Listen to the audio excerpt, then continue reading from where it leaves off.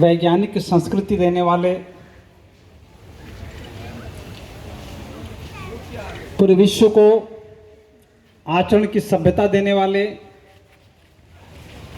पूरे विश्व को गणतांत्रिक लोक नीति देने वाले भगवान तथागत गौतम बुद्ध और भारत को आधुनिक भारत बनाने वाले सम्यक राष्ट्र के निर्माता बाबा साहेब डॉक्टर B.R. अम्बेडकर।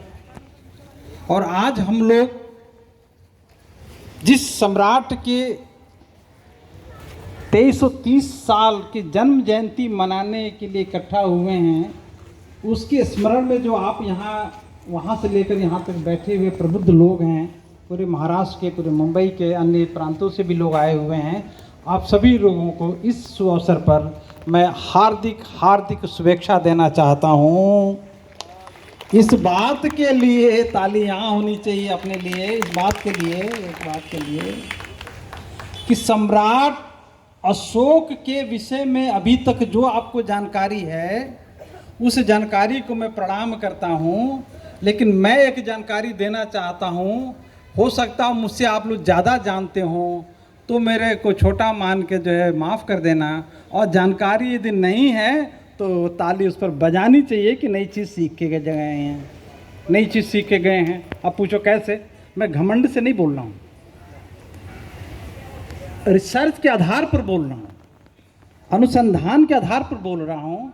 भारत का सबसे बड़ा वैज्ञानिक अर्थशास्त्री, भारत का सबसे बड़ा वैज्ञानिक अर्थशास्त्री, इकोनॉमिस्ट कोई पैदा हुआ है तो सम्राट अशोक है। नई जानकारी। अब पूछो कैसे? पूरे विश्व में पिछले 5000 वर्षों में कोई देश ऐसा पैदा नहीं हुआ है अभी तक, इंक्लूडिंग अमेरिका, जिसका जीडीपी 36.34% रहा हो कभी भी। 36.34% जीडीपी। ये रिसर्च की बात बता रहा हूँ, इकोनॉमिक्स की बात बता रहा हूँ कि सिर्फ अशोक के ज़माने में भारत का जीडीपी 36% से ज़्यादा था। तब से लेकर आज तक ना अमेरिका का, ना यूरोप के किसी देश का, ना जापान का, ना चीन का, और भारत का तो 7% है, कभी 36% नहीं हुआ है। अब ये कैसे हो गया, ये भी एक नई बात बताता हूँ। ये कैसे हो गया कि सम्राट अशोक से पहले भारत में ये जितने लोग बैठे हुए हैं और हमारे जितने भी पुरखे हैं पूरे भारत के, सब लोग प्रजा कहे जाते थे। क्या कहे जाते थे? प्रजा। उसको पाली में परजा कहा जाता, परजा। राजा अपने को इधर समझता था, प्रजा माने पराये जन्म, ये पराये लोग हैं, परदेश, जैसे परदेसी होते हैं, परदेश गए हैं। परदेसी माने परदेश, कहाँ गए? विदेश गए हैं। तो ये पराये जो जन्म के लोग हैं, दूसरे जो जन्म के लोग हैं, दूसरे जन्म जाति लोग हैं, वो राजा नहीं है, शासक नहीं है, ये प्रजा है, सब्जेक्ट हैं। सम्राट अशोक से पहले भारत के लोगों को ज्यादातर राजाओं ने प्रजा माना, परजा। राजा कहीं का भी होगा, नीचे वाले परजा, सब्जेक्ट्स। सम्राट अशोक ने इस धारणा को ही बदल दिया। उसने पहली बार गांवों का नागरीकरण किया, अर्बनाइजेशन ऑफ रूरल इकोनॉमी किया। भारतीय ग्रामीण अर्थव्यवस्था का उसने शहरीकरण किया था। बाबा साहब को जो आप पढ़ेंगे तो पता चलेगा कि बाबा साहब ने कहा था कि अर्बन इकोनॉमी को आपको मजबूत तब हो जाएगा जब रूरल इकोनॉमी का अर्बनाइजेशन करेंगे और भारत का संपूर्ण जो औद्योगिकरण करेंगे। ये कब बोला था? 1926 में बोला, 27 में बोला था, इसी बॉम्बे की प्रेसिडेंसी में, जब वो वहाँ के, यहाँ के वो काउंसिल के जो है लेजिस्लेटिव असेंबली जो काउंसिल है उसके जब सदस्य हुआ करते थे, तब बोला था कंप्लीट इंडस्ट्रियलाइजेशन। और उसके पहले 1919 में भी बोला था कि भारत का कंप्लीट इंडस्ट्रियलाइजेशन होना चाहिए। सम्राट अशोक ने क्या किया कि प्रजा का कॉन्सेप्ट समाप्त करके गांवों का शहरीकरण किया। शहरीकरण का मतलब होता है बॉम्बे बनाना और गांव को गांव रहना, ऐसा नहीं है। वो शहरीकरण का मतलब ये था कि एक गांव में सभी लोग रहें, कारपेंटरी वाला रहे, कपड़ा धोने वाला रहे, लोहे का काम करने वाला रहे, सोने का काम करने वाला रहे, ग्रोसरी का काम करने वाला है। तो वो सबको गाँव से इकट्ठा करके पहली बार सम्राट अशोक ने प्रशिक्षण दिलवाया। और उसका जो कलेक्टर हुआ, जैसे मैं कमिश्नर, उस जमाने में कलेक्टर को समाहर्ता कहा जाता था। समाहर्ता, जो आज के जो कलेक्टर्स कमिश्नर्स का जो पोस्ट है, कस्टम एक्साइज जो इनकम टैक्स के होते हैं, और रेवेन्यू जो लैंड रेवेन्यू कलेक्ट करता है उसको कलेक्टर कहते हैं। इन तीनों का एक नाम होता था, उसका नाम है समाहर्ता। समाहर्ता की जिम्मेदारी थी कि गांव-गांव में जितने भी आर्टिजन्स हैं, कलाकार हैं, अच्छे से अच्छे काम करने वाले लोग हैं, उनको आमंत्रित करो, एक जगह बसाओ और उनको काम दो, ताकि वो प्रजा न रहकर वो नागरिक हो जाएं। प्रजा नागरिक में ज़मीन आसमान का फ़र्क बता रहा हूँ। ताली बजे तो ठीक से बजे, ये जानकारी दे रहा हूँ। क्योंकि जन्म जयंती वो लोग मनाते हैं जो जिंदा होते हैं, मुर्दा लोग तो घरों में रहते हैं। मुर्दा लोग घरों में रहते हैं। जन्म जयंती जो महापुरुषों के जन्म जयंती जो है हमेशा जीवंत तो जिंदा लोग मनाते हैं। और शासक जो जिंदा व जीवंत आदमी होता है, मुर्दा आदमी तो दलित होता है। मरा हुआ होगा, बैकवर्ड होगा, शूद्र होगा, पीछे वाला होगा, पिछड़ा होगा, वो आगे हो ही नहीं सकता। इसलिए जब ताली बजाएं तो दिल से बजाएं। मैं क्या कह रहा था, इंपॉर्टेंट बात, कि पहली बार भारत की ज़मीन पर, विश्व की ज़मीन पर सम्राट अशोक ने गाँवों से जितने भी आर्टिजन्स थे, कलाकार थे, दक्ष थे अपने अपने हुनर में, वो जाति नहीं थी। लोहे का काम करने में कोई पता चला कि उस गांव में है, उसको लाओ। कोई जो कारपेंटरी का काम करने वाला उस गांव से लाओ। कोई जो पटसन से बढ़िया कपड़ा बनाने वाला उसको लाओ। कोई मलमल का कपड़ा बनाने वाला उसको लाओ। ढाका में जो कोई बहुत बढ़िया जो रेशम का कपड़ा बनाने वाला गांव का आदमी है, रेशम के कीड़े पालने वाला आदमी, वो ब्राह्मणी की भाषा में उसको अछूत कह सकते हैं, बैकवर्ड कह सकते हैं। हमारे सम्राट अशोक की भाषा में जो है वो अछूत बैकवर्ड नहीं था, बल्कि एक कलाकार था, एक नागरिक था, भारत का उद्योगपति था। उन उद्योगपतियों को, उन ट्रेडर्स को, उन कलाकारों को, उन वाणिज्यिक लोगों को बुला के जब छोटे छोटे गांवों को टाउनशिप में बदला था, तब नागरिक शब्द का निर्माण हुआ। वो जो नागरिक लोग हैं, जो गांव में समय पास करते थे, चौपाल पर बैठ के जो समय पास करते थे, उनको प्रोडक्टिव बना दिया, उत्पादक बना दिया। किसने बनाया? सम्राट अशोक ने बनाया। उसके पहले किसी महापुरुष ने यह काम नहीं किया, उसके बाद भी शायद किसी महापुरुष ने काम। अब दूसरी बात, वही सम्राट अशोक ने जब नागरिक बनाया, तो जैसे धोबी का काम, जो धोने का काम इन्होंने ले लिया, इनके परिवार के, इनके दोस्त मित्र कर लिए। लोहे का काम इन्होंने शुरू कर दिया। स्वर्ण का काम जो है, मुद्रा का जो गहना होना बनाना, दागीना बनाना, ज्वेलरी का काम दे दिया तो उन्होंने किया। ये सारे लोग बन के एक नागरिक समाज बनाए थे। इसका परिणाम ये हुआ कि हमारे यहाँ प्रोडक्शन इतना ज़्यादा होने लगा था भारत में अशोक के ज़माने में, कि अब ज़रूरत पड़ गई कि यहाँ के लोग तो क्या खरीदेंगे, इसको विदेशों में भेजा जाए। तो सम्राट अशोक ने एक्सपोर्ट करने के लिए चारों तरफ भारत में सड़कों का जाल और नदियों के माध्यम से व्यापार करने के लिए, नदियों में जो बड़े बड़े नाव होते हैं, शिप, इसके निर्माण की शुरुआत कहाँ की पता है आपको? बक्सर में शुरू किया।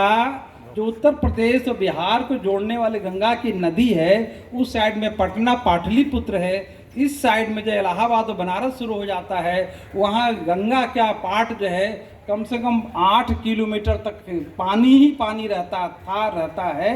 आज भी 8 किलोमीटर तक जो है लंबा जो है एक नदी जो समुद्र के तमाम दिखाई देती है, ऐसी जैसे वो उस जगह बक्सर में नाव बनती थी। वहाँ से माल जो है बनारस होते हुए, इलाहाबाद होते हुए, जमुना में मिलके वहाँ से दिल्ली आती थी, दिल्ली से चेनाब झेलम से होते हुए वो माल जो है सिंधु नदी पर जाती थी, सिंधु नदी से पाकिस्तान जाती थी, पाकिस्तान के नदी से अफगानिस्तान जाती थी, पाकिस्तान से जो माइग्रेट होकर ऊँट से, उस ज़माने के खच्चर से, घोड़े से, फिर सीरिया बगदाद तक की जो सामान जाने लगा था। उसके अलावा दूसरा रास्ता बताता हूँ कि वो सतना से जब शुरू किए थे, इलाहाबाद से दूसरी ब्रांच गोरखपुर मिर्ज़ापुर होते हुए एक रास्ता निकला, मिर्ज़ापुर जबलपुर होते होते रीवा पटना होते हुए वापी में जो है एक जो पोर्ट है, ड्राई पोर्ट है, मैं देख के आया हूँ।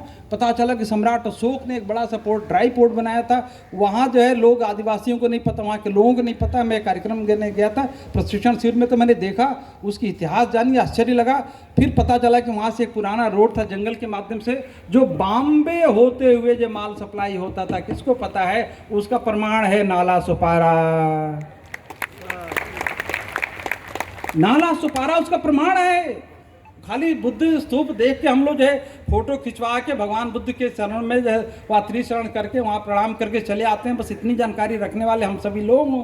कुछ जानकारी होनी चाहिए कि सम्राट अशोक ने यहाँ से एक्सपोर्ट शुरू करवाया, नेपाल में एक्सपोर्ट शुरू करवाया, गंगा के किनारे जो दूसरी नदी सोन नदी से ब्रह्मपुत्र को जोड़ के ये बर्मा तक, भूटान तक, उधर जो है नेपाल के उस बॉर्डर तक जो है, चाइना तक जो है, ये जो माल सप्लाई का जो पूरा का पूरा जो है सिस्टम डेवलप किया था, सम्राट अशोक ने किया था।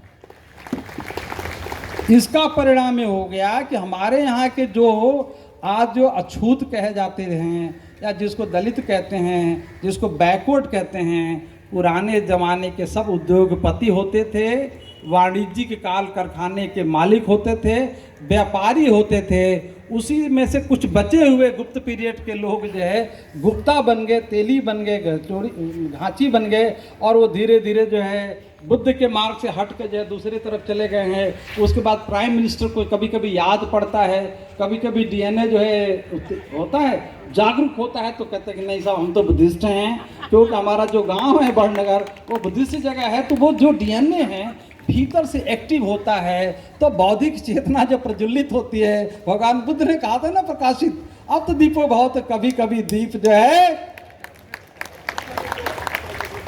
अच्छा दीप कौन जलाता है?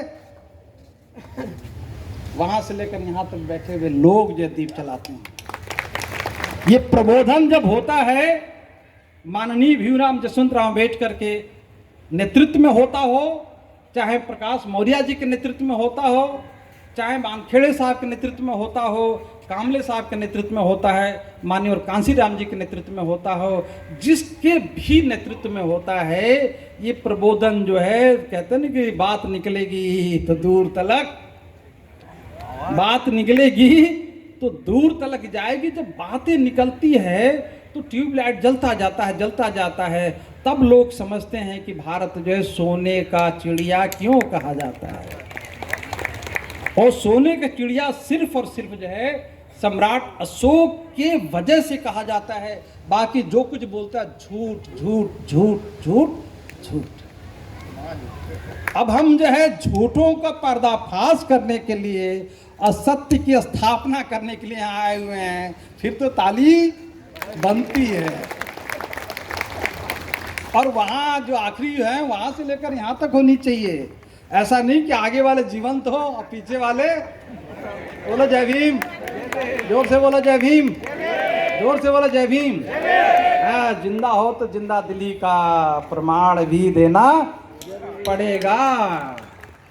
और बुद्धिस्ट हो तो भगवान बुद्ध के उस परंपरा के संस्कृति को सिर्फ धम्म तक सीमित मत रखो, अर्थव्यवस्था तक भी ले चलो, लोकतांत्रिक और गणराज्यों की कल्पना तक ले चलो, पार्लियामेंट्री सिस्टम तक समझो। संविधान की मूल आत्मा, जो मूल इसेंस है, बाबा साहब ने 25 नवंबर को जो स्पीच दी थी, बोला था कि पार्लियामेंट्री सिस्टम हमने जो है अमेरिका से, कनाडा से, दूसरे के बारो नहीं किया है। ये कॉन्सेप्ट हमने जो है संघ के जो नियम नियमावली है, जो अनुशासन है, जो सिस्टम है, जो प्रणाली है, हमने पार्लियामेंट्री सिस्टम वहां से लिया है। और वो तब बोला था जब किसी को पता नहीं था। हम लोगों को तो बिल्कुल ही नहीं पता था, हमारे पिताजी को भी नहीं पता था, दादाजी को तो बिल्कुल ही नहीं पता था, मेरे ग्रैंडफादर को नहीं पता था, पापा को भी नहीं पता था, हमें भी नहीं पता, माँ को नहीं पता था। और जो पार्लियामेंट में 283 लोग बैठे थे उनको भी नहीं, उनका भी प्रबोधन पार्लियामेंट में किसने किया? बाबा साहब डॉक्टर B.R. अम्बेडकर ने किया है। तो उनके जो सपूत हैं, मानस पुत्र जो बैठे हुए हैं, वो भाषण नहीं करते हैं बल्कि प्रबोधन करते हैं। बोलो प्रबोधन जिंदाबाद, प्रबोधन जिंदाबाद, भाषण मुर्दाबाद नहीं, प्रबोधन जिंदाबाद। तो जो प्रबोधन करेगा वही जो जिंदा रहेगा। भाषण करने वाले को तो लोग कहते हैं यार इसको बैठाओ जल्दी, ये जो बहुत टाइम ले लिया, इसको बैठाओ, स्लिप दो, पर्ची दो, पीछे से खींचते, बैठ जा बैठ जा। लेकिन प्रबोधन देने वाला 2 घंटा भी बोलेगा तो लोग जो है नहीं उठते हैं, क्योंकि वो यहाँ जो प्रबोधित करता है, यहाँ प्रबोधित करता है, आपके दिल और दिमाग को जो ताज़ा कर देता है, जानकारी दे के जो हमें और आपको सम्यक बनाता है, और सम्यक बनाने वाला ही सम्यक राष्ट्र का निर्माता होगा। इसलिए बाबा साहब डॉक्टर अम्बेडकर ने भारतीय पार्लियामेंट में 4 नवंबर 1949 और 48 और 25 नवंबर 1949 ये 2 स्पीच उनके पार्लियामेंट में, जो पहली बार संविधान, लोगों ने कहा कि संविधान कितने दिन में बना है? 2 वर्ष 11 महीने। 100% झूठ, 100% झूठ। सिर्फ जो है 45 दिन में बाबा साहब ने कॉन्स्टिट्यूशन लिख दिया था। फर्स्ट जो है रीडिंग जो 30 नवंबर 1947 को आज़ादी के 15 दिन के बाद जो ड्राफ्टिंग कमेटी बनी, उसका चेयरमैन बनाया गया था। तो आपकी जानकारी के लिए बता दूं कि वो आधे तो बहस करते रहे, और कौन इसको लीड करेगा, कौन ट्राइब करेगा, कौन क्वाइन करेगा, इसमें 15 दिन चला गया था। 15 दिन इसमें चला गया, 15 दिन में इस बात के लिए चला गया कि B.N. राव ने बनाया है, उसको रिपोर्ट लिया जाए, 4-5 कमेटी जो उसको लिया जाए, तो इसमें भी 15 दिन गया, 1 महीना इसमें चला गया था। फिर अक्टूबर में ड्राफ्टिंग शुरू हुई, और बाबा साहब ने 4 फरवरी 1948 को संविधान ड्राफ्ट करके अब पहली रीडिंग के लिए जो है माननीय प्रेसिडेंट जो अभी हैं, उस समय जो है संविधान सभा के अध्यक्ष थे, सौंप दिया था कि फर्स्ट रीडिंग हो, लोगों के जो सुझाव होंगे उसको फिर हम लोग इनकॉर्पोरेट करेंगे, डेवलप करेंगे, क्या क्या सजेशन है ये हम लोग करेंगे। तो नवंबर में ये बात बहस चली, दिसंबर में बात चली, लेकिन 3 महीना तक उस पर कोई बहस नहीं हुआ। वो पब्लिक डोमेन में डाल दिया गया था कि पब्लिक सुझाव आए, पब्लिक से लोग आए, तो 4727 जो सुझाव जो आए थे, फिर उस पर जब बहस चली थी, बाबा साहब ने फरवरी में 1948 में संविधान जो बना के दे दिया, उसी का परिमार्जन हुआ, प्यूरिफिकेशन हुआ, मॉडिफिकेशन हुआ, अल्टरेशन हुआ, और भी सुझाव आए, सब जोड़ते जाते वो खींचते जो है 1949 तक पहुंचा। और सिर्फ बहस पहुंचती रही, ड्राफ्टिंग नहीं पहुंचती रही, थोड़ा सा मॉडिफिकेशन किया गया। कौन कहता है कि 2 साल लिया था? उन्होंने 45 दिन में भारत का संविधान बना के दे दिया था। तो विश्व में पैदा ही नहीं हुआ है। अमेरिका का संविधान जो 1.5 साल लगा था लगातार ड्राफ्टिंग में, 3 साल का समय लगा था। कनाडा का वही हाल है, दूसरे देशों का वही हाल है, 2 साल में से पहले कोई कॉन्स्टिट्यूशन नहीं बना। और भारत का संविधान सिर्फ 45 दिन में ड्राफ्ट हो गया था। बहस में और सारी रिपोर्ट्स में और सारी उम्मीदों में, और लोग अपनी अपनी मांग करते थे, उसको इनकॉर्पोरेट करने में अब टाइम लगे तो लगे। मकान तो बना के दे दिया, अब कोई कहता सोफ़ा इधर लगा दो, कोई कहता पोडियम इधर कर दो, कोई कहता है कि माइक वाला नया चेंज को पुराना वाला माइक ठीक नहीं, तो करो ना, उससे थोड़े मकान आज बना है। ये तो ऐसी बात हुई कि बच्चा आज हमने पैदा कर दी, बढ़िया बच्चा पैदा कर दिया, और उसके बाद कोई नामकरण करने आया, कोई नहीं शर्ट अच्छा नहीं है, गर्मी आ रहा तो ऐसा बनाओ, जाड़ा है तो ऐसा बनाओ, तो कहते बच्चा आज पैदा हुआ। भाई तू पैदा हुआ 1 साल बाद में, बच्चा तो पहले ही पैदा हो गया था। बच्चा पहले पैदा हो गया है, तुम नामकरण बाद में कर दो, कपड़ा बाद में पहनाओ, है ना, उसको बाल बाद में काटो, तो क्या बच्चा उस दिन पैदा हुआ जिस दिन बाल काटा था? क्या गलत इंफॉर्मेशन से देश को जो है सही दिशा में न ले जाने के बजाय जो है गलत दिशा में ले जाने वाले लोग जो है कहते हैं कि हम प्रबोधन कर रहे हैं। अरे भाई भाषण कर सकते हो, प्रबोधन जानकारी रखो पूरी। आगरा के भाषण में बाबा साहब ने कहा कि पढ़े लिखे ने धोखा दिया। अरे भाई कहाँ से बोल रहे हो? 18 मार्च को बाबा साहब ने कहा था कि हमने 16 लोगों को विदेश भेजा, उसमें से तो ज़्यादातर वहीं रुक गए, 2-4 इंडिया में आए तो अपने रोजी रोजगार में लग गए। हमारे मिशन का काम तो कोई कर ही नहीं रहा है। 3 लोगों ने हमको धोखा दिया। जो हमारे साथ काम करने वाले थे 1952 के इलेक्शन में सब कांग्रेस ज्वाइन करके जो है चुनाव लड़ने लगे। तो उनको लक्ष्य करके बाबा साहब ने आगरा के मीटिंग में बात कही थी। अब हमारे पूरे देश में मैं देखता हूँ वक्ता जितने भी हैं क्या बोलते हैं कि बाबा साहब ने कहा था कि पढ़े लिखे लोगों ने धोखा दिया है। जितने नीचे बैठे हुए लोग हैं, जितने मंच बैठे लगते हैं, उनको लगता है यार हम ही को टारगेट करके बोल रहा है। सारे ऑफिसर जो नीचे बैठे रहते हैं यार हम ही को गाली दे रहा है। उस कार्यक्रम में तो जाना ही नहीं, हमको सामने बैठा के मंच पर गाली दिए जा रहे हैं। वो दूसरी बार आता भी नहीं है, क्या दिमाग खराब करते हैं यार, बैठा के गाली देते रहते हैं। और उन वक्ता से पूछो कि भाई ये जितने बुद्ध विहार बने हुए हैं ये क्या पढ़े लिखे लोगों ने नहीं बनाया? बाबा साहब की स्टैट्यू हर गांव में हर टाउन में लग गया भारत के, वो क्या पढ़े लिखे लोगों ने नहीं बनाया? मिशन का काम पूरे देश में कारवां जो है बड़े तेजी से चल रहा है, क्या पढ़े लिखे लोगों ने नहीं किया? 1-1 लाख लोग गुजरात में हम लोगों ने जूनागढ़ में 2013-16 में जो है वहाँ जो 16 में वहाँ जूनागढ़ में जो हमने जो है 85,000 से लेकर 1 लाख लोगों को धम्म दीक्षा दिलवाया था। वहाँ जो है कोली समाज के लोगों ने दीक्षा ली। ये बड़ी आईबी वाले ये वाले सब रिपोर्ट कर ले, कम से कम 200 पुलिस वाले थे, आईबी के लोग थे। बाद में हमारे जितने भी कार्यकर्ता थे उनसे बहुत पूछताछ की कि धर्म का परिवर्तन किया तो परमिशन क्यों नहीं लिया। तो लोगों ने मुझसे पूछा कि पुलिस वालों को बताओ कि हमको धर्म के उसमें प्रताड़ित कर रहे हैं कि धर्म आपने बदला है तो किससे परमिशन लिया। हमने कहा बेचारे कम पढ़े लिखे लोग होते हैं, 10वीं पास करके जो है नौकरी पा गए, और कोई थोड़ा होशियार हो तो ग्रेजुएट तक हुआ होगा, उसको क्या पता है कि हम लोगों ने धर्म नहीं परिवर्तन की बल्कि अपने ही धर्म को पुनर्जीवित किया और धम्म दीक्षा लिया। तो धम्म दीक्षा धम्म परिवर्तन, और जो धम्म से विमुख हैं उनको भी धम्म में दीक्षित करने का एक काम है। तुम धम्म से विमुख हो, तुम्हें भी प्रशिक्षण करने की जरूरत है। और जब जब ये प्रबोधन हो रहा है तो जो धर्म को नहीं समझते थे, बुद्ध धर्म को नहीं समझते थे, वो सब धम्म मार्गी होते जा रहे हैं। उसमें सभी समाज के लोग, सभी वर्ग के लोग, सभी समुदाय के लोग आते जा रहे हैं। तब पता चलता है कि प्रबोधन की ताकत क्या होती है। बोलो जय भीम। अब बात खत्म करूंगा क्योंकि मैं ज़्यादा समय ले रहा हूं, अब जल्दी खत्म कर देता हूं 2 मिनट बता के कि सम्राट अशोक ने उस समय 40 बड़ी सड़कों का निर्माण किया। जब पूरे विश्व में कोई सी एक देश में राष्ट्रीय स्तर के 100-500 किलोमीटर के 1,000 किलोमीटर के रोड नहीं हुआ करते थे। शेरशाह सूरी को सिर्फ जो अशोक के से पहले चंद्रगुप्त ने थोड़ा सा प्रयास की थी, जो बड़ा रोड बनाया उसको सम्राट अशोक के ज़माने में बहुत ही बढ़िया से रोड बना दिया गया था।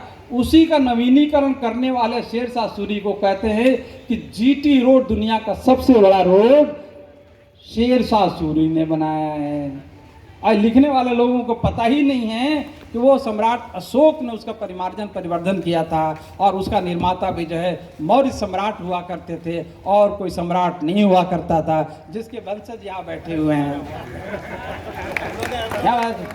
जिसके वंशज यहाँ बैठे हुए हैं, सब बैठे हुए हैं। बात बिल्कुल सही कह दी कि उसको और भी हम परिवर्तित कर दे कि सम्राट अशोक के ज़माने में भारत के जो छोटे छोटे टुकड़े आज हो गए हैं, 13 देश जो भारत को उपमहाद्वीप बनाते हैं, वहाँ तक यहाँ के सारे निवासियों को बुद्धिस्ट बना दिया था, बौद्ध धम्म मार्गी बना दिया था। इसलिए उन किसी भी जाति धर्म के लोग हों, यदि ईमानदारी से इतिहास पढ़ें, समझें और इतिहास का और सत्य का सम्मान करना सीखते हों, तो वो बोलेंगे कि हमारे पुरखे जो है बुद्धिस्ट थे। इसलिए हम सारे के सारे लोग बौद्ध धर्म ग्रहण करें या न करें, धम्म दीक्षा ले या न लें, हम लोग बुद्धिस्ट हैं। बोलो जय भीम। और जो विरोध करते हैं उनसे भी बोलो कि सम्राट अशोक के जमाने में तुम्हारे पुरखे भी बुद्धिस्ट थे। तुम बदल के अपना धर्म बदल लो, तो आप ब्राह्मण धर्म में चले जाओ, चाहे सनातन धर्म में चले जाओ, या इस्लाम में चले जाओ, क्रिश्चियनिटी में चले जाओ, सिखिज्म में चले जाओ, ये सब बाद की उत्पत्ति है, ये बाद के प्रोडक्ट हैं। ओरिजिनल जो है माल जो है भगवान बुद्ध का है, और उन्हीं की विचारधारा क्रिश्चियनिटी में गई है, उन्हीं की विचारधारा जो मुसल्लम ईमान जिसे कहते हैं, सचमुच का सत्य जो है इस्लाम में बरदरान इस्लाम के गया है, और वो हदीस में भी गया है, सूरह यासीन में भी गया है, सूरह निस्वा में भी गया है। उस पर भी कभी चर्चा होगी तो मैं कुरान शरीफ की उन आयतों की बात कर दूंगा जो हदीसों से अलग है। हदीस क्या है, कुरान शरीफ क्या है, वहाँ भी जो अच्छी बात गई है, उनकी फलसफा का आधार भी जब देखेंगे भगवान बुद्ध का धम्म है। आप क्रिश्चियनिटी में कहा कि जियो और जीने दो, वो जो ये धर्म मार्ग है वो बुद्ध से गया हुआ है। ये भी कहते हैं कि 26 साल तक क्राइस्ट जो है गायब थे, तो कहते हैं कि वो यहाँ धम्म दीक्षा लेने आए थे, और भारत में धम्म दीक्षा लेने के बाद जो है उन्होंने जब बुद्ध धर्म का प्रचार किया तो उनकी हत्या हो गई। वही बात स्वामी विवेकानंद का है। यहाँ से एक बौद्ध भिक्षु जो है, जो हमारे श्रीलंका के महाबुद्ध थे, उन्होंने जब उनको धम्म पालन ने भेजा तो उनको वहाँ इंट्रोड्यूस करवाया गया, शिकागो में गए। जब तक गए थे तब तक उनके पास उपनिषद का ज्ञान था, और कुछ जो है भारत के कुछ गीता उता का कुछ ज्ञान होगा। जब वहाँ से लौट के आए तो धम्मपाल ने जब उनको मार्गदर्शन किया कि बुद्ध की ही वाणी को लोगों ने संस्कृत में अनुवाद करके, बुद्ध की विचारणा को संस्कृत में अनुवाद करके, बुद्ध के महान दर्शन का अनुवाद करके लोगों ने अपने अपने धर्मों में दिया है। उसकी आदि स्रोत ये हैं। स्वामी विवेकानंद का भी ट्यूबलाइट जलने के बाद जो ही स्वामी विवेकानंद बुद्ध की बात करने लगे थे, उन्होंने साफ साफ घोषित किया था कि जब तक इस देश में राज पुरोहित रहेंगे, धर्म पुरोहित रहेंगे, इनको जला के यदि मारोगे नहीं तो भारत में जो है कभी भी अमन चैन शांति नहीं आ सकती, पाखंड नहीं समाप्त हो सकता है, वैज्ञानिक सोच नहीं आ सकती। इसलिए क्योंकि ये लोग वर्षों के कुसंस्कार और कुविचार के जो है प्रोडक्ट हैं, इसलिए इनको समाप्त करना जरूरी है। मैं नहीं कर रहा हूँ, स्वामी विवेकानंद का स्टेटमेंट है। उन्होंने कहा, और उन्होंने कहा कि जो इसको समाप्त करना है, और आपको जो है बुद्ध एक महामानव ऐसे थे जिन्होंने वैचारिक क्रांति की, धम्म की क्रांति की, संस्कृति की क्रांति की। उसको जब तक हम जीवन में नहीं उतारेंगे भारत का कल्याण नहीं होने वाला है। उसी दिन से स्वामी विवेकानंद की हत्या की षड्यंत्र शुरू हुआ, अंत में जहर खिला के उनको मार दिया गया। बाबा साहब भी वैसे मरे थे, आप लोगों को जानकारी होगी नहीं होगी या ज़्यादा होगी हमसे, तो आपसे सीख सकते हैं। जो महापुरुष जाता है, स्वामी आपके जो है कांसी राम जी की भी वही बात है, बड़ी खूबसूरती से जो है उनको जहर दे दिया जाता है, पता भी नहीं चलता है, किसी को नहीं पता चलता है। जो भी महापुरुष अग्रज होगा और प्रबोधन करेगा, समाज का मार्गदर्शन करेगा, उसका जो है डायरेक्ट मर्डर नहीं होगा, या तो वैचारिक मर्डर होगा, या उसका भगवानीकरण करके अवतारीकरण करके होगा, या उसमें घुसपैठ करके जो जहर मिला के जो है उस संस्कृत का जो है सत्यानाश किया जाएगा। उस देश में हम लोग रह रहे हैं और उसमें सत्य की बात कर रहे हूँ, संवैधानिक मूल्यों की बात कर रहा हूँ। कितना कठिन काम है, किस दौर में हम लोग गुजर रहे हैं, जहाँ पाखंड को, अंधविश्वास को जो है बढ़ाया जा रहा है, आसमान पर दिया जा रहा है। उसके बावजूद भी जो है धम्म के उपासक यहाँ बैठे हुए हैं, सम्राट अशोक के वंशज बैठे हुए हैं, बाबा साहेब के जो है जो बच्चे बैठे हुए हैं, उनके सिपाही और सैनिक बैठे हुए हैं। इतना ये जिगर की बात है। जिसका जिगर विशाल होगा वही जो बुद्धिस्ट होगा, जिसकी मेधा, जिसकी विवेकना प्रज्ञा जो बड़ा होगा वही जो है बाबा साहेब का सच्चा अनुयायी, वही अम्बेडकराइज होगा, बाकी के बस का नहीं है। इसलिए आज हम उस महापुरुष की अंतिम बात हमारी, उस महापुरुष सम्राट अशोक की अर्थव्यवस्था को समझिए। उसने ही जो भारत को 36% से ज़्यादा जीडीपी दी। उस समय जिन जातियों के लोगों को जाति नहीं थी, जिन कला के लोगों को, जिन जो है कारपेंट्री, लोहे का काम, चमड़े का काम करने वाले उद्योगपतियों को उन्होंने पैदा किया। उस जमाने में सभी के सभी जो सम्मानित लोग होते थे, उन्हीं के कुनबों को, उन्हीं के वर्ग को बाद में जो ब्राह्मण साहित्य ने उनको उस जाति का जोड़ दिया कि धोबी का काम करने वाला जो है वो सारे के सारे समुदाय, पूरे गांव के लोग धोबी होंगे, बाल काटने वाले सारे के सारे नाई होंगे, उनके बच्चे भी नाई होंगे। सम्राट अशोक ने ऐसा बिल्कुल नहीं कहा था। नाई का काम आप सीखो और बेटा हो सकता है स्वर्ण का काम करे, स्वर्णकार का, दागिना का, ज्वेलरी का काम कर सकता है, वो कारपेंट्री सीख सकता है। ये मोबिलिटी जो सम्राट अशोक के ज़माने में थी, इसलिए उस समय समय कोई जातिवाद नहीं था, जाति व्यवस्था नहीं थी, और सम्राट अशोक ने इसके माध्यम से भारत में एक सम्यक राष्ट्र और सम्यक समाज स्थापित किया था। इसलिए जो है सम्राट अशोक जिधर भी चला उधर पूरा देश चला, जहाँ भी पिलर बनाया पूरा गांव के लोगों ने सपोर्ट किया, जहाँ भी स्तूप बनाई पूरे गांव के लोगों ने जो उतने बड़े बड़े स्तूप बना दिए। आज भी लोग कहते हैं उतना ऊंचा जो है ऊपर कैसे इतने बड़ी हो सकता है, जब तक कि गांव का सहयोग नहीं हुआ होगा, वहाँ के नागरिकों का सहयोग नहीं हो सकता। सम्राट अशोक जब बगदाद में कैसे, अफगानिस्तान में जाके कैसे बना सकते थे, वो यहाँ महाराष्ट्र में कैसे आ सकते थे, उसमें न फ्लाइट थी, न ट्रेन था, न बस थी, न कार था, कैसे जो है घोड़े गाड़ी से 2-2 5-5 महीने में तो 4-10 किलोमीटर, 50 किलोमीटर, 100 किलोमीटर, 200 किलोमीटर चलेंगे, इतना 1-1 हज़ार 2-2 हज़ार किलोमीटर कैसे जा सकते थे। उनका एक आदेश था और पूरे गांव के लोग, पूरे नगर के लोग, नागरिक इकट्ठा हो जाते थे और बनने वाला काम शुरू होता था। भंते को सम्मान मिलता था। भंते को पहली बार जो है भारत में सम्राट अशोक ने अर्थशास्त्री बनाया था। भंते लोग जो है कमा के खाते थे, भंते लोग भिक्खु नहीं हुआ करते। जो आप सोचते भिक्खु का मतलब ये होता, वो नहीं होता, उसके बीच की व्याख्या बाद में करूँगा। भंते को सिखाया कि या आपको जो है विपश्यना क्या होती है, योग क्या होता है, लेक्शा ध्यान क्या होता है, प्रेक्षा ध्यान क्या होता है, ताइक्वांडो क्या होता है, जूडो क्या होते हैं, कराटे क्या होते हैं, सब बुद्ध से गया हुआ है। और बुद्ध को जो है, बुद्ध ने सबसे बड़ी बात दुनिया के कही, वो है लेक्शा ध्यान। उसकी जानकारी भारत में नहीं है, कम जानकारी है। उन्होंने सारे बौद्ध भिक्षु कहा कि सुबह शाम तो बैठना नहीं है, उनको काम दे दी, संघ ने काम दिया। इसीलिए जो है जितने जितने आप देखेंगे शिलालेख, स्तंभ लेख के बाद जो गुफाओं में बड़ी बड़ी मूर्तियां उकेरी गई हैं, ये सब के सब जो है भंते लोगों ने किया या तो नागरिकों ने किया। जिनके पास कला थी वो धम्म दीक्षा लेके भिक्षु बन गए और पहाड़ों पर, पहाड़ों के अंदर गुफाओं में चारों तरफ जो है धम्म की स्थापना करके भारत को बुद्ध में कर दिया था, भारत महाद्वीप को बुद्ध में कर दिया था। उसका अजस्र प्रेरणा स्रोत जो है सिर्फ एकमात्र जो है चक्रवर्ती सम्राट अशोक थे। और अंतिम बात, अंतिम सेंटेंस वो ये कि पहले जो विश्व विजेता होता था या विश्व विजेता बनना चाहता था उसको दिग्विजय कहा जाता था कि हम सैनिक शासन के लिए दिग्विजय करेंगे, ईरान को भी जीत लेंगे, अफगानिस्तान को भी जीत लेंगे, फलाना को जीत लेंगे।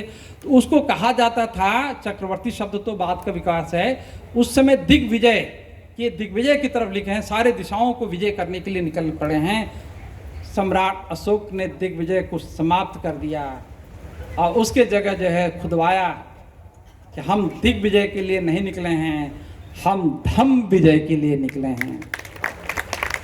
वो धम्म विजय हुआ और धम्म का मतलब ये था कि करुणा, मैत्री भाव, समता, स्नेहशीलता, सामाजिक सौहार्द भारत में बैठ गया। इसी से राजनीति का ABCD शुरू हुआ, जिसको लोकतांत्रिक नहीं गणतांत्रिक मूल्य कहते हैं। सम्राट अशोक जो है उसके प्रेरणादाता थे, जिसको भारत की भूमि पर जो है आधुनिक युग में बाबा साहब डॉक्टर अम्बेडकर ने भारत के संविधान के माध्यम से, अपने विचारों के माध्यम से, अपने प्रबोधनों के माध्यम से, अपने राइटिंग स्पीचेस के माध्यम से भारत में स्थापित किया। इसलिए इस परंपरा को याद रखना है। एक तरफ सम्राट अशोक तो दूसरी तरफ आधुनिक सम्राट अशोक, बाबा साहब डॉक्टर BR अम्बेडकर। जय भीम, जय भारत।